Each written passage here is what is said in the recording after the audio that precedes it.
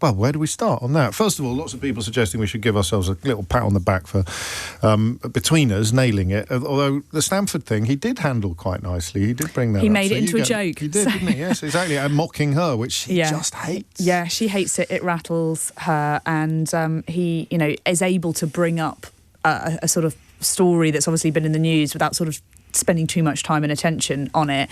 I do feel like, because of the seriousness of this Angela Rayner story, Kemi Badenoch's missed a goal by not going bigger on it, and I think she should have done. That's my take from today.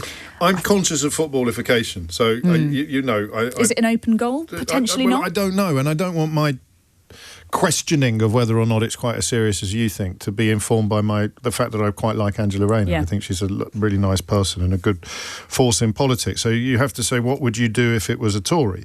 And if a Tory had taken advice contingent upon having a profoundly disabled child and made a decision that turned out to be wrong, having taken advice from an expert, I like to think that I would say what I'm saying now to you, which is that it's tricky, and it's the context of the boy, the son, that I think makes it a little bit hard to be too. It won't stop the Daily Mail, but Kemi Badenoch maybe a slightly better person than the editor of that newspaper. No, I think what it shows about her is that she's unable to respond quick enough and think on her feet, adapt to a changing political situation. She won't like that. She won't. Well, you saw this when, I can't remember what it was, Keir Starmer announcing a potential U-turn, was it winter fuel, something, a couple of months ago, and she was unable to... Do you think? To really note this, to really say, actually, that's the Prime Minister there, admitting that his policy is wrong and he's going to have to change tack. She's not nimble enough on her feet at Prime Minister's question. She's not able to go, this huge story about Angela Rayner has blown up, but instead of focusing my PMQs on it, which I've clearly been preparing for sort of a few hours or if not days now, she's able to pepper it in. So she is asked a few questions of it, but to go solely on the budget, and I was thinking about this earlier, it's a little too far away, I think, in many people's minds, to be able to focus on it solely.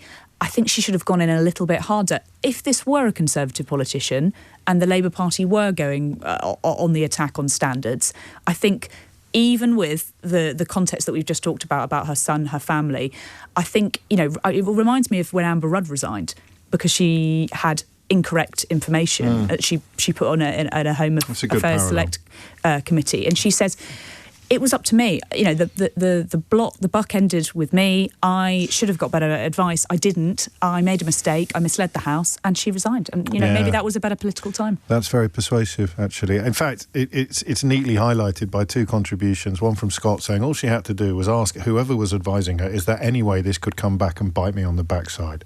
Which is, you'd think, the question that you would ask everybody. Whereas another, Jackie just says, I'd imagine that because she knows how closely she is scrutinised, she would have tried incredibly hard to do the right thing.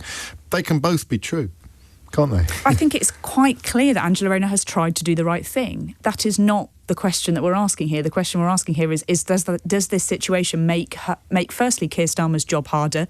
The answer is of course yes. And secondly, does it make her position untenable in what she's trying to do with reform of council tax, with reform of stamp duty, with reform of housing? Does that all make it a lot better? I think the answer is also yes, this is going to make her job a lot harder. Well, you can listen to rather good full disclosure interviews with both Angela Rayner and Amber Rudd, wherever you get your podcasts. The Amber Rudd one rather more recent, but both very insightful. I think I disagree with you on that parallel on the grounds that it was government business that prompted Amber Rudd's resignation. This is not government. This is personal business, so they don't. This is personal, but because of Angela Rayner's job, because she's in charge of looking at houses and stamp duty and property taxes and all of this stuff, it's so intrinsically linked.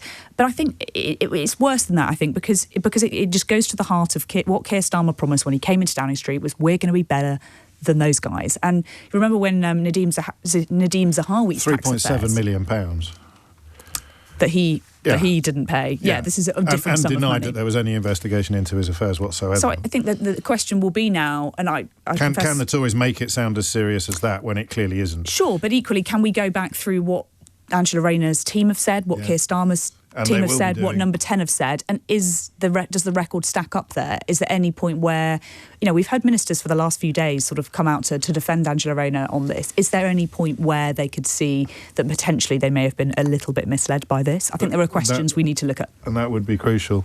David's been in touch. So should I have resigned then? And the answer is yes for that outrageous behaviour at Reading. In fact, Brian was in touch earlier. So I missed a train at Reading Station the other day because of a wrong announcement about the platform number. I can't think of any consequence severe enough for whoever the perpetrator turns out to be. So we're solving all the big questions on the programme today, except, of course, the biggest one of all, which is...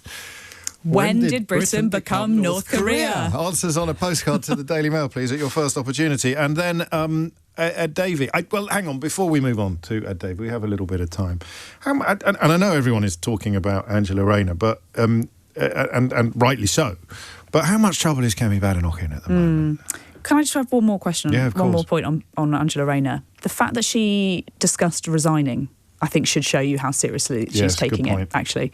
But yes, on Kemi Badenoch, we're obviously going close to Tory conference, and everybody is gearing up for what they hope will be a bit of a, right, here's our policies, here's what we stand for. People in the Tory party have admitted to me they've got 6 to 9 months for Kemi Badenoch to turn it around. That's their time frame that they're looking at. Yeah, I mean, I don't think there's any point in getting rid of her right now, because you've got a really tough set of local elections next year, and you need someone to take the fall if they're going to be as bad as expected. That's true. You get a new Why would you get rid of somebody before that? You've got Wales. You've got Scotland. I was speaking earlier today on a panel alongside Gawain Towler from the Reform Party, and he said that if the Tories do as badly in Scotland and Wales, and they are no longer seen as the Conservative and Union Party as the official opposition across the breadth of the country, where does that leave Kemi Badenoch? Where does that leave the Tory party?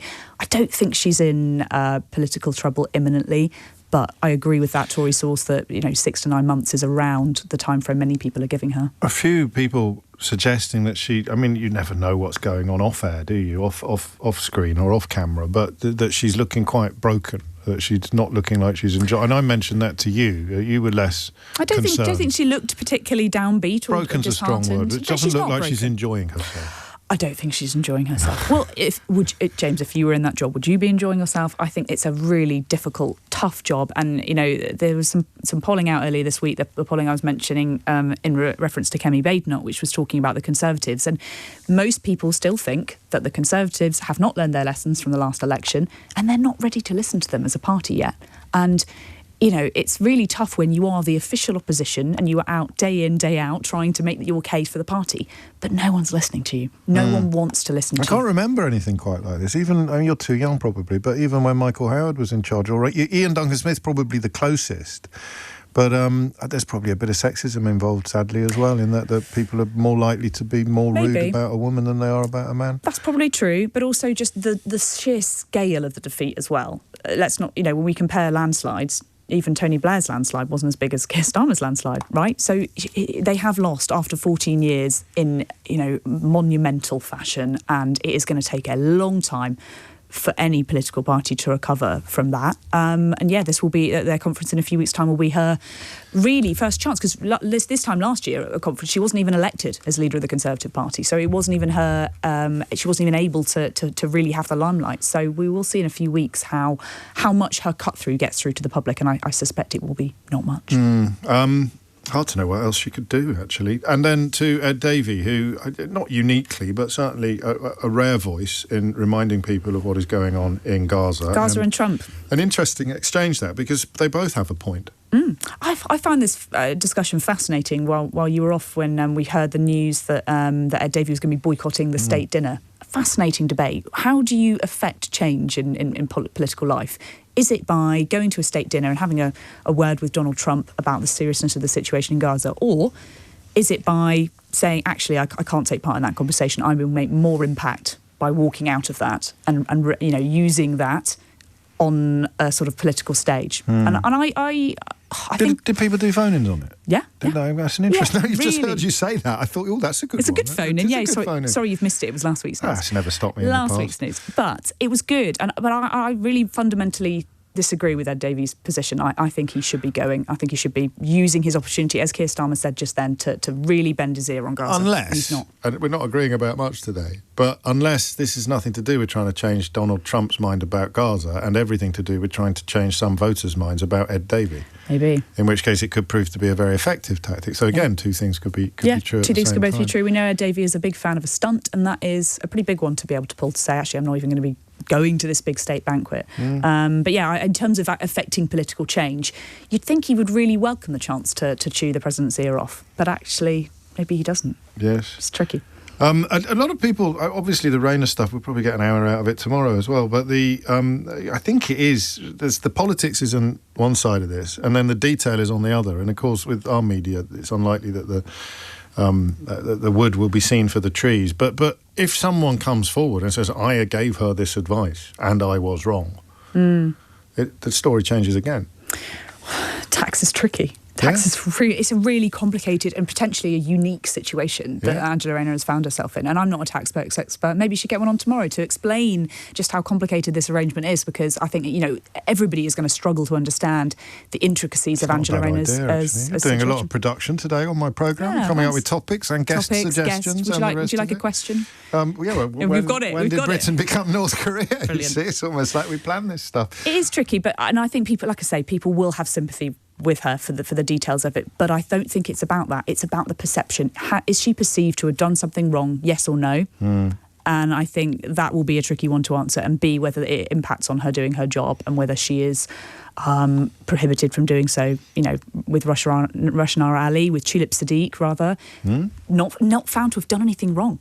But actually a distraction for the government. The perception being more important than the facts, and that's politics, isn't it? Amber Rudd writes, McNoodles was responsible for the department that gave her advice. Angela Rayner was a client of the law firm she was relying on, to which I'd respond only by saying, according to Angela Rayner. Sure. Which is why we need the investigation. Exactly, and we haven't seen it. We haven't seen the tax advice. We don't know what she said. I mean, the accusations from the newspapers were that she set up this trust as a way to dodge her tax affairs.